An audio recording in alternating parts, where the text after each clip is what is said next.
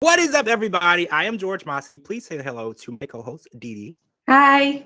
This is MILF Manor season finale, season 1, episode 9 recap. And we are talking all things MILF Manor. This is a TLC weekly roundup. So this awkward season finale started out with a game of truth or dare.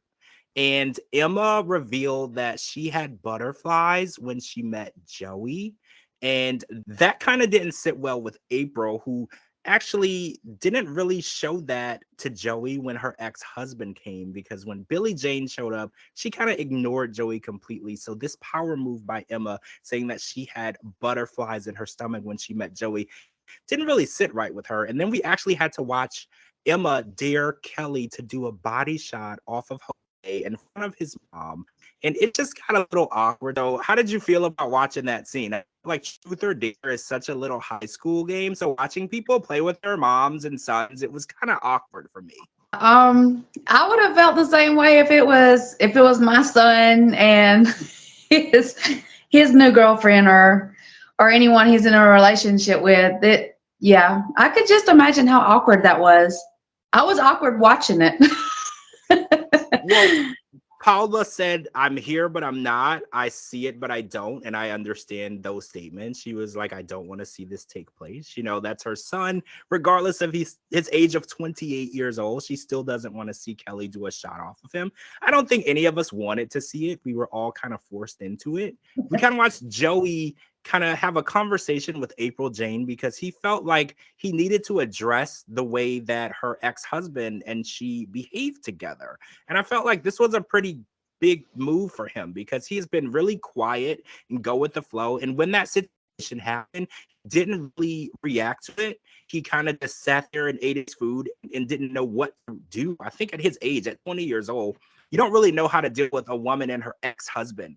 I feel like these are things that are very different and new for him. I felt like the conversation that he had with April just to kind of get an idea of where they stand was good. It was very mature of him. It was the man thing to do, like, have that conversation.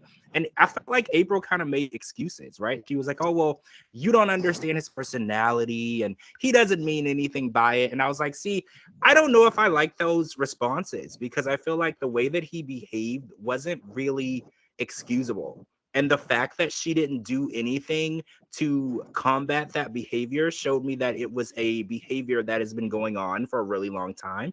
And Joey felt that it was something that he needed to understand because he was under the impression that that was her ex-husband and she was fully single and looking for love. And that's not what it appeared to be.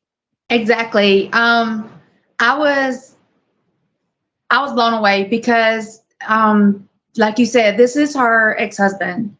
Um, and for him to show up the way he did, just swoop her up and run off and say, let's go get on the plane.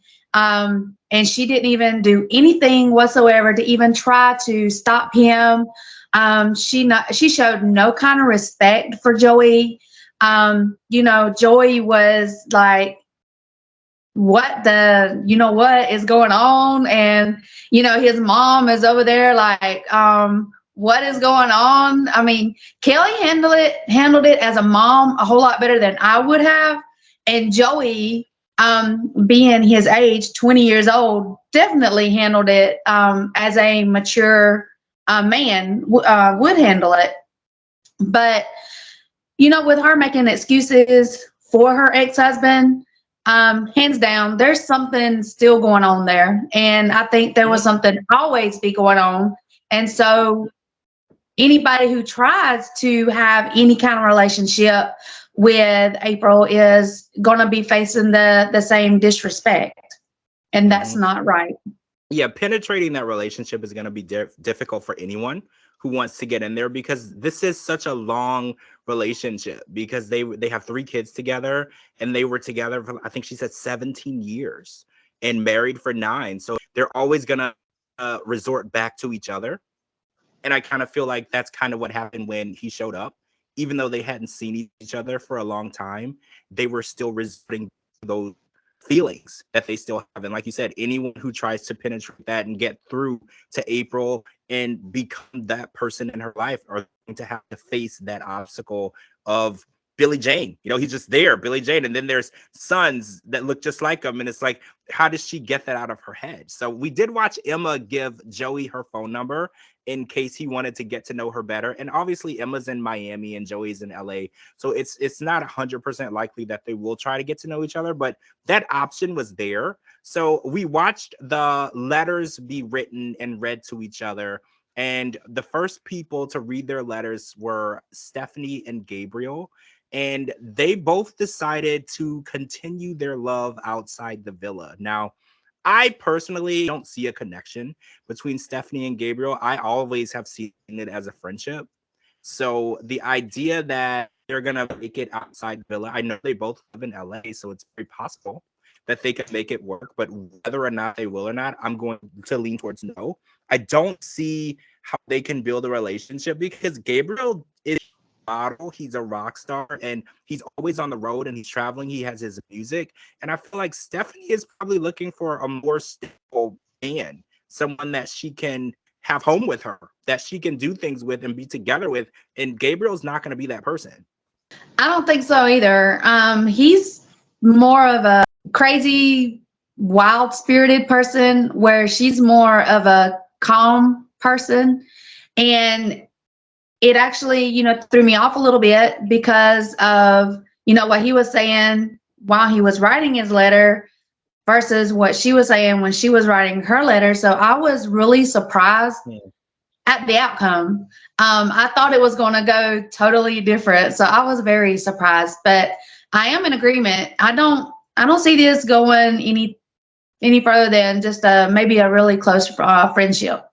So I was surprised that Joey wrote his letter to April and he wanted to continue their love outside the villa because what we saw between April and her ex-husband and how he even addressed it, because he's like, I don't even want to get to know your ex-husband. I don't have the energy to deal with someone like that. He decided that he still wanted to continue his love outside the villa with April, but April gave him a choice. She cut him loose, kind of. She was like, if you want to get to know me better, we can do that. But if you want to spend time and get to know Emma better, we can also do that. And I really feel like that was a really admirable thing to do. She was like, whatever you want to do at your age of 20 years old, I feel like you should do what makes you happy. And I really like that because in his mind, he was still going to try to make it work with April. And I know that that wasn't going to work. Billy was always going to be that driving force pulling them apart. So she was like, I like you. I feel like we get along. We have a connection, but you should pursue whatever you want to pursue. And she kind of cut him loose to decide what he wanted to do. And I really respect that. Yeah, me too. I was surprised as well because, after he was treated by her ex-husband, how she was defending her ex-husband, Billy, and Emma coming and then stating how she feels about him, and then him giving Emma his phone number. That, that was like, okay, I mean, they're both playing each other. I mean, the way I was looking at it. And then, like you said, for him to actually say that he wanted to continue the relationship outside of the villa, I was thinking, no, you don't. You really don't. Because if you did, you wouldn't have never opened that little door for Emma, and you definitely wouldn't have given her your phone number. So I really don't even think I see Joey and Emma together, really. I mean, he's 20, so he's fishing around. So he wants to know all his options. So we watched OG Ryan and Paula read their letters, and they decided to continue their love outside the villa. So I was a little surprised, because, OG Ryan's first choice was always Stephanie. He wanted to build a connection with Stephanie. He wanted to be with Stephanie, but it kind of fell apart throughout the season because Gabriel was always kind of like his dad, that's force of, being between those two people. And OG Ryan couldn't really break through because Gabriel was always there. He was sleeping in the bed with her. They were always doing things together. He couldn't get the idea of Gabriel being there out of his head. So he ended up rebuilding this connection that he originally had built with Paula.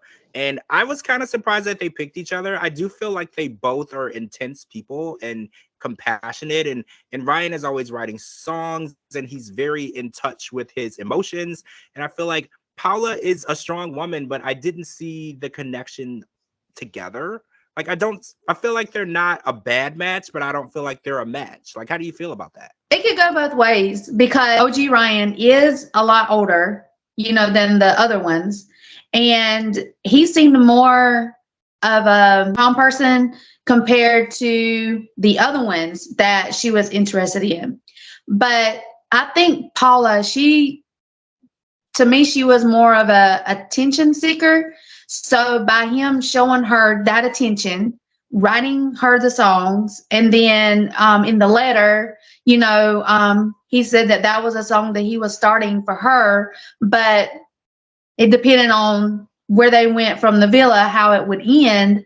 I was very surprised. I think they may try, but with the long distance relationship, I don't know. It could go both ways. So the biggest surprise of the finale was Jose and Kelly. So we already knew Kelly was going to pick Jose because she has had her eyes on Jose since the first episode. When she saw him standing over there, Kelly was working towards getting Jose to belong to her. So we knew that was going to happen, but we never really understood what Jose's intentions were throughout the season, because every time he went out on a date with one of the MILFs, he was always, "You're so elegant, you're so beautiful, you're so sophisticated." And he always had something to say to lead the woman to believe that she was the only person that he was interested in. So I was wondering if he was going to actually pick Kelly in the end, because a lot of people felt like, oh, Kelly is, including his mom, Paula, she felt like, oh, Kelly is a good time. She's a right now type of woman. This isn't the type of woman for her son, but she is. And I think that was really interesting to watch even his mom be surprised at who he would choose. And it's like they had such a close relationship. She said that they've always been close. She really didn't know the type of woman he was interested in. Now, whether or not they're going to continue their relationship outside the villa, I don't know. They said that they will, but again, Kelly is a LA girl and Jose is a Miami guy. So that's a very long distance relationship, like one side of the world to the other, one side of the country to the other. So I was just surprised that Jose was willing to settle down at all, because I always felt like he was a player. And I even said, whenever he decides to settle down, he'll have a family on this side of town, a family on that side of town, a family on that side of town. He's just not the type to settle down. So I was kind of surprised. Me too. Actually, what was going through my head when it was their turn, I thought that Jose was going to change his mind completely. And because I seen him have a better connection with someone else in the villa. And then with all of them coming back at the end, I was like, oh my goodness, are they going to be able to change their mind?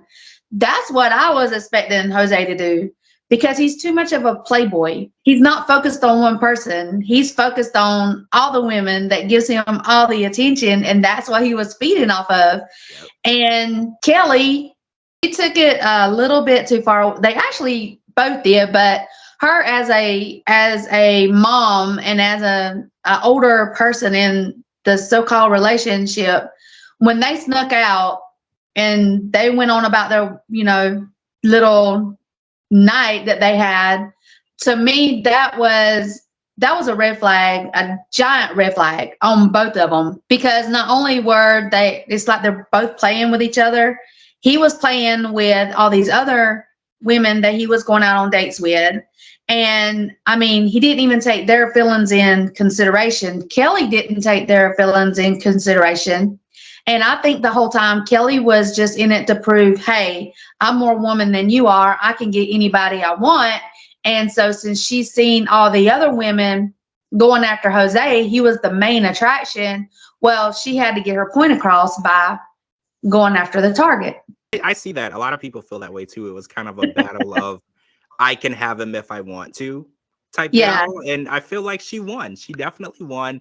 And all right, we're out of time. So guys, that's what happened on this season of MILF Manor. I don't know if there's going to be another season of MILF Manor. We're hoping for a season 2 with all new MILFs. So we're going to be trying to get a lot of the people from the show to come on the podcast. We can ask them about the experience and maybe get a little info on whether or not there will be a season 2 of MILF Manor.